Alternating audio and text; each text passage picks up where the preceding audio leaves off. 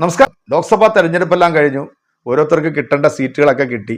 പക്ഷേ കഴിഞ്ഞ പ്രാവശ്യത്തെ അപേക്ഷിച്ച് ഒരു മിന്നുന്ന തിളക്കം നമ്മുടെ NDA സർക്കാരിന് ഇപ്രാവശ്യം ഇവിടുത്തെ ഇന്ത്യയിലെ ജനങ്ങൾ, പ്രബുദ്ധരായിട്ടുള്ള ജനങ്ങൾ കൊടുത്തില്ല എന്ന് വേണം പറയാൻ.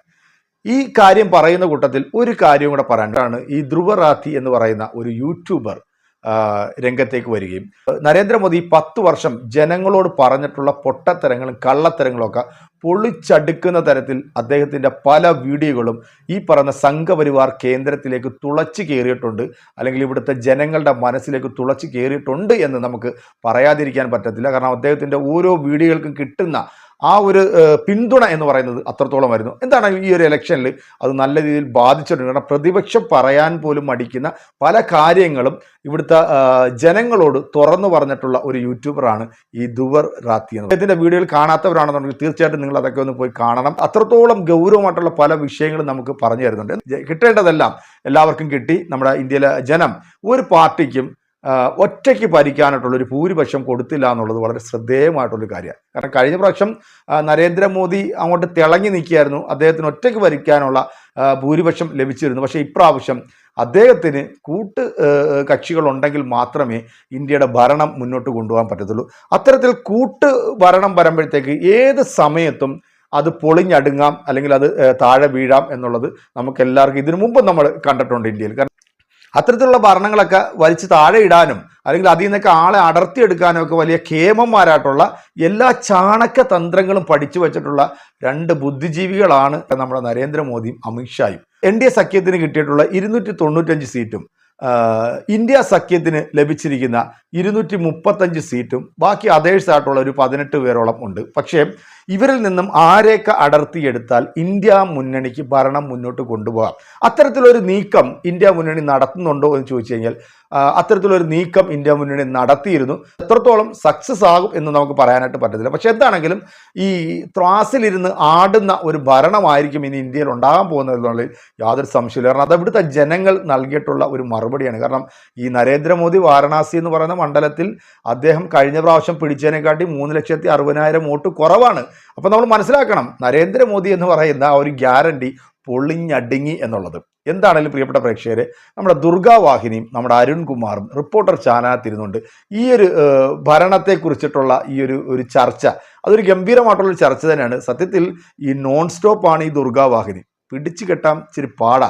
ഇനിയിപ്പം ഒട്ടും പിടിച്ചു കെട്ടാൻ പറ്റത്തില്ല. കാരണം കേരളത്തിൽ ഇഷ്ടപ്പെടുന്ന ഒരു വ്യക്തിയും കൂടെ വന്നതുകൊണ്ട് ഈ കൂട്ടത്തിൽ ആ കാര്യവും പറഞ്ഞു പോകുന്നുണ്ട്. നമുക്ക് എന്താണെങ്കിലും ആ ഒരു ഡിബേറ്റ് നമുക്കൊന്ന് കേട്ടതിന് ശേഷം നമുക്ക് നമ്മുടെ വീഡിയോ റിയാക്ഷനിലേക്ക് വരാം. സുജയ പാർവതി, അങ്ങനെ ഒരുപക്ഷെ നമ്മുടെ നരേന്ദ്രമോദി ഇന്നേ വരെ കണ്ടിട്ടില്ലാത്ത വിധം ഒരു കൊയിലേഷൻ ധർമ്മം മാനേജ് ചെയ്യേണ്ട ഒരു നേതാവായിട്ട് പരിണമിക്കുന്നു എന്നൊരു പ്രത്യേകത കൂടിയുണ്ട്. പ്രത്യേകിച്ച് ഇവരുടെ ബാർഗനിങ് പവറൊന്നും നമുക്ക് ഊഹിക്കുന്നതിലും അപ്പുറത്തായിരിക്കുമല്ലോ സ്വാഭാവികമായിട്ടും. പക്ഷേ ഇന്ത്യ മുന്നണി സർക്കാർ രൂപീകരിക്കാൻ നിലവിൽ സാധ്യത നമ്മൾ കാണുന്നില്ല, അല്ലേ? ഇന്ത്യ മുന്നണിക്ക് എങ്ങനെ സർക്കാർ രൂപീകരിക്കാൻ കഴിയും? കാരണം അവർക്ക് ഇത്രയും പാർട്ടികളുടെ കൂട്ടം, എത്ര പാർട്ടികളാണ് അരുൺ സാർ ഫൈനൽ ലിസ്റ്റ് അനുസരിച്ച് TMC പുറത്തേക്ക് പോയതിനു ശേഷം ഫൈനൽ ലിസ്റ്റ് അനുസരിച്ച് 25 അല്ലേ മൊത്തത്തിലുള്ളത്? ഓക്കെ. അപ്പോൾ അതിൽ നിന്ന് JDU NDAക്കൊപ്പമാണ്. അത് തെരഞ്ഞെടുപ്പിന് മുൻപ് തന്നെ ഉണ്ടായതാണ്. ഒരു pre poll alliance and post poll alliance ഉണ്ട്. പ്രീ പോൾ അലയൻസ് ഉണ്ടാക്കിയാണ് ഇന്ത്യ മുന്നണിയും NDAയും ഈ തെരഞ്ഞെടുപ്പിനെ നേരിട്ടത്. തെരഞ്ഞെടുപ്പിനെയും ഫൈറ്റ് ചെയ്തു. TDP നിയമസഭാ തെരഞ്ഞെടുപ്പിനെയും ഫൈറ്റ് ചെയ്തത് ഈ അലയൻസായി തന്നെയാണ് ആന്ധ്രാപ്രദേശിൽ.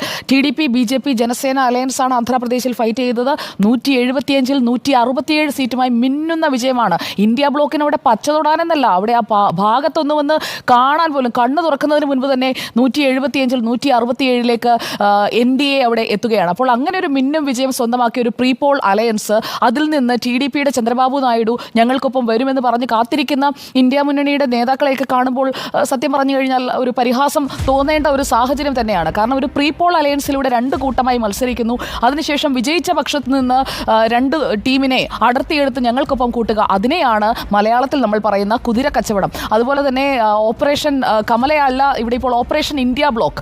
ഇന്ത്യ ബ്ലോക്കിൻ്റെ ആ ഓപ്പറേഷൻ ഒന്നും ഫലിക്കാനും പോകുന്നില്ല. അതുകൊണ്ട് തന്നെ അതിനിറങ്ങേണ്ട എന്ന് സോണിയാഗാന്ധി അടക്കമുള്ളവർ കഴിഞ്ഞ ദിവസം കൊടുത്ത ഉപദേശമാണ് യഥാർത്ഥത്തിൽ കൃത്യമായ കാര്യം. പിന്നെ സർക്കാർ രൂപീകരിക്കണമെന്ന വാദവുമായി ഇന്ത്യ ബ്ലോക്കിൽ ഇപ്പോൾ ഏറ്റവും മുന്നിൽ നിൽക്കുന്ന വ്യക്തി ഞാൻ മനസ്സിലാക്കുന്നത് ഉദ്ധവ് താക്കറെയാണ്. ഉദ്ധവ് താക്കറെ ഇന്ത്യ മുന്നണിയുടെ യോഗം ഇന്ന് വിളിച്ചപ്പോൾ തന്നെ പറഞ്ഞത് ഇന്ത്യ മുന്നണി യോഗത്തിന് സഞ്ജയ് റാവത്തും അനിൽ ദേശായി അരവിന്ദ് സാവന്തും പോകൂ, അതിനുശേഷം ഒരു സർക്കാർ രൂപീകരിക്കുന്നതിന് ആവശ്യമായ നീക്കുപോക്കുകളിലേക്ക് കടക്കാം എന്ന ഒരു തീരുമാനത്തിലേക്ക് എത്തുകയാണെങ്കിൽ ഞാൻ പിന്നാലെ വരാം എന്നാണ്. എന്തായാലും നിതീഷ് കുമാർ പറഞ്ഞ വാചകത്തെക്കുറിച്ച് ഇവിടെ കോട്ട് ചെയ്തല്ലോ. പാറ്റ്ന ഡൽഹി വിസ്താര ഫ്ലൈറ്റ് UK 718 അതിലാണ് രാവിലെ 10:40 നിതീഷ് കുമാറും തേജസ്വി യാദവും ഒന്നിച്ച് ഡൽഹിയിൽ വന്ന് പറന്നിറങ്ങിയത്.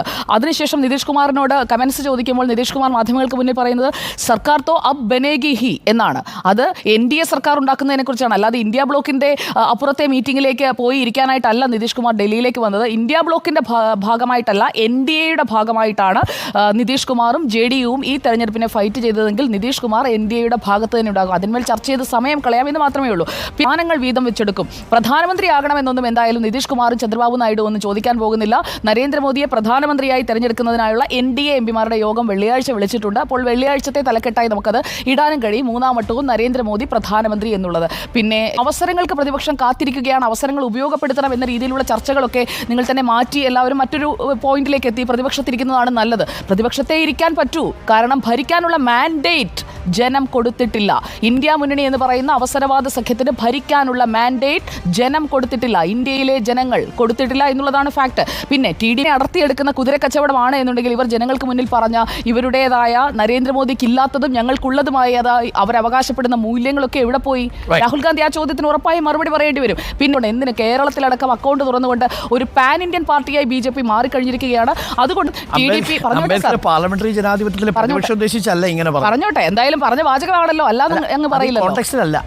ഞാൻ ഈ കോണ്ടെക്സ്റ്റിൽ അങ്ങ് ഗാന്ധിയെ മുൻനിർത്തിക്കൊണ്ട് പറഞ്ഞതാണ്. ഞാൻ ഈ കോണ്ടെക്സ്റ്റിലും അത് ആപ്ലിക്കബിൾ ആണ്, ഈ കോണ്ടെക്സ്റ്റിലും അത് ചേരുന്നിടത്ത് നമ്മൾ പ്രയോഗിക്കണം. പാർലമെന്റിൽ പ്രതിഷേധിക്കുന്നതൊക്കെ സ്വാഭാവികമല്ലേ? BJP പ്രതിഷേധിച്ചിട്ടില്ലേ? പ്രതിഷേധം വേണം. ഇത് പ്രതിഷേധം മാത്രമായി പോകരുത്, പ്രതിഷേധം മാത്രമായി പോകരുത് സർ. മാത്രമല്ല അതിനകത്ത് രസകരമായ ഇന്ത്യ ബ്ലോക്ക് എന്തായാലും ഞാൻ പറഞ്ഞ അവസാനിപ്പിച്ചോട്ടെ, ഇന്ത്യ ബ്ലോക്ക് എന്തായാലും സർക്കാർ ഉണ്ടാക്കാമെന്നുള്ള മോഹം മാറ്റിവെച്ചേക്കും. മോഹം അവരിപ്പോൾ അതിലേക്ക് ഇറങ്ങുന്നില്ല. KC വേണുഗോപാൽ എന്ന് പറഞ്ഞു കഴിഞ്ഞു. KC വേണുഗോപാൽ കൃത്യമായി പറഞ്ഞു കഴിഞ്ഞു. KC വേണുഗോപാൽ പറഞ്ഞു തിടുക്കപ്പെട്ട ഒരു നീക്കത്തിനുമില്ല എന്നുള്ളതാണ്. നിതീഷ് കുമാർ ഇപ്പോൾ ഇന്ത്യയുടെ ഒപ്പം നിൽക്കുന്ന നിതീഷ് കുമാർ കഴിഞ്ഞ 5 വർഷം കൊണ്ട് 5 തവണ അല്ലേ, 5 വർഷം കൊണ്ട് 5 തവണ സൈഡ് മാറിയ ആൾക്കാരാണ്. ചന്ദ്രബാബു നായിഡുവും അങ്ങനെ തന്നെയാണ്. പാതി വഴി കിട്ടുപോയൊരു സർക്കാരാണ് ചന്ദ്രബാബു നായിഡുവിന്റെ പേരിൽ. അവരുടെ സീറ്റ് എണ്ണം ഞാൻ പറഞ്ഞു 7. അതാണ് നിതീഷ് കുമാർ ആയിക്കോട്ടെ, ഇനി ഇന്ത്യ മുന്നണിയിൽ നിൽക്കുന്ന മറ്റ് പ്രഗത്ഭനായിട്ടുള്ള കക്ഷികളായിക്കോട്ടെ, ഇവരെല്ലാം പല പ്രാവശ്യം ചാടി പോയിട്ടുള്ള ആൾക്കാർ തന്നെയാണ്.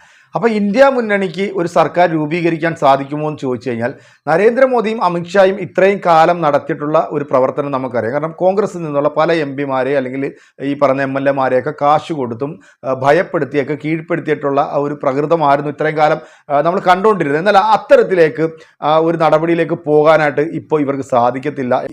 ഏത് നിമിഷവും താഴെ പോകാൻ പറ്റുന്ന തരത്തിലുള്ള ഒരു സർക്കാരായിട്ടാണ് ഇനി NDA സഖ്യം ഇന്ത്യയിലേക്ക് വരാനായിട്ട് പോകുന്നത്. അതുകൊണ്ട് തന്നെ ഇന്ത്യ മുന്നണിക്ക് ചില പ്രതീക്ഷകൾ ഉണ്ട്. കാരണം ഈ പ്രധാനമന്ത്രി പദവൊക്കെ ഒരു പക്ഷേ ചിലപ്പോൾ വെച്ച് നീട്ടുകയാണെന്നുണ്ടെങ്കിൽ ഈ പറയുന്ന ആൾക്കാരൊക്കെ ചൂല് പോലെ തിരിച്ചു വരാനായിട്ടുള്ള സാധ്യതകളുണ്ട്. എന്തായാലും ഇവിടുത്തെ ജനങ്ങളാണ് ഇന്ത്യ സഖ്യത്തിന് ഈ 235 സീറ്റ് കൊടുത്തത്. അപ്പോൾ അതിന് പുച്ഛിച്ച് തള്ളേണ്ട കാര്യം, കാരണം ആ പുച്ഛം അത് ഇവിടുത്തെ ജനങ്ങളോടുള്ള പുച്ഛമായിട്ടാണ് എനിക്ക് തോന്നുന്നത്. ജനങ്ങൾ തിരഞ്ഞെടുത്തിട്ടുള്ളവരെ അവരെ മാനിക്കുക തന്നെ ചെയ്യണം. അതുകൊണ്ട് തന്നെ ആ പുച്ഛത്തോടുള്ള ആ ഒരു രീതി അതിന് എത്ര കാലം നിലനിൽക്കും എന്നുകൂടെ നമ്മളൊന്ന് കാണണം. ഇനി ഒരു 5 വർഷം ആടി ഉലയാത്തൊരു ഭരണം നരേന്ദ്രമോദിക്കും അമിത്ഷായ്ക്കും ഇന്ത്യയിലെ ജനങ്ങൾക്ക് കൊടുക്കാൻ സാധിക്കുമോ ഇല്ലയോ എന്നും കൂടെ നമ്മൾ കണ്ടറിയേണ്ടിയിരിക്കുന്നു. എന്തായാലും വരും ദിവസങ്ങളിൽ ഇതിനെക്കുറിച്ചുള്ള വിശദമായിട്ടുള്ള വാർത്തകളൊക്കെ ആയിട്ട് വീണ്ടും നമ്മൾ പ്രിയപ്പെട്ട പ്രേക്ഷകരിലേക്ക് എത്തുന്നതായിരിക്കും. എന്തായാലും ദുർഗാവാഹിനിയുടെ ഈ ഉറഞ്ഞുതുള്ളലുണ്ടല്ലോ, അതിവിടം കൊണ്ടൊന്നും തീരില്ല. അടുത്ത വീഡിയോ കാണാം, മറ്റൊരു വീഡിയോ ആയിട്ട് കാണാം. ശുഭപ്രതീക്ഷയും നിങ്ങളുടെയൊക്കെ സ്വന്തം വെനീസ് എൻ്റർടൈൻമെൻറ്റ്.